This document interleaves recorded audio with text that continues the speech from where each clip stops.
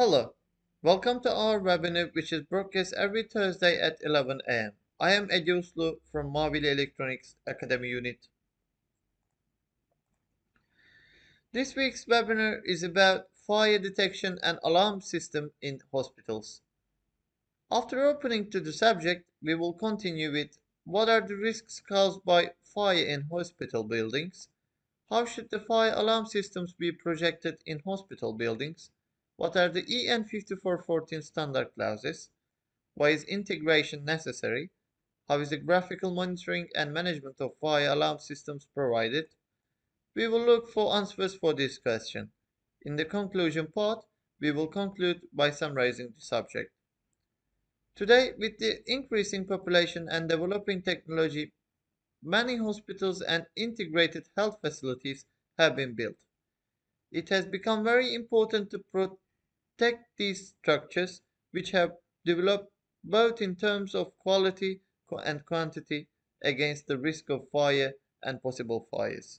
Since the mobility of inpatients in hospital is low and their evacuation should be done slowly and carefully due to their condition, it is very important for the continuity of living conditions to detect possible fires as soon as possible, to make the necessary warnings, and to manage the mechanical and electrical systems in accordance with the predetermined scenario. The fire and its effects can be brought under control as soon as possible, and if the patients can be evacuated to the safe sections with sufficient fire resistance in the same floor during the occurrence of the fire, the danger can be overcome without loss of life. If the process management in the hospital buildings at the time of the fire cannot be provided as described, there may be extremely sad disasters with loss of life. Since fire is a danger that may arise at any time, it is very important to install systems that will enable the event to be noticed without delay. In addition to the installation of these systems, since places such as hospitals provide 24-hour service, fire detection alarms and alarm systems must remain in operations at all times. However, the fire system should effectively and accurately warn the entire hospital in an emergency and be designed to aware of which rooms have mobility impaired guests and those who need assistance to evacuate the building. Fire alarm systems should be designed in such a way that the alarm source can be reached in the fastest way and the user can obtain the most accurate information.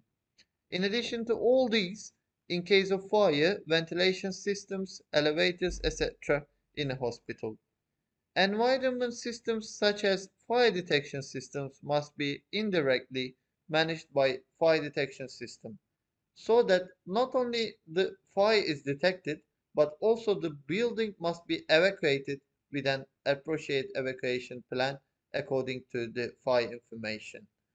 While making these and similar designs, let's look at which standards and regulations we base on when designing fire detections and alarm systems in health structures such as hospitals, and which articles of these standards and regulations we carry out the process. Let's first examine the regulation on the protection of buildings from fire, which is EN 5414. There is no separate classification for hospitals in the current regulation on the protection of buildings from fire and standards in the world. Although it is in the same danger class as hotels, schools, business centers, and residences. The user profile needs to be separated from other structures due to different mobility and similar reasons. We can see that the fire detection and alarm systems that we will project in hospitals are actually a very important system that all other systems are connected and that should work integrated with all other systems in case of emergency. Controllable systems. Control of elevators in case of fire. Control of pressurization systems, elevator shafts, and stairwells in case of fire, control of electromagnetic holders of fire compartment doors in case of fire. Those are installed in long corridors in order to limit the passage of smoke between zones in case of fire. Fire compartment doors will have the necessary electromagnetic mechanisms that can normally remain open and equipment, power supply and relay modules that will generate necessary operating voltage opening cutting commands for the fire detection and alarm system to the electromagnetic mechanism in question should be designed.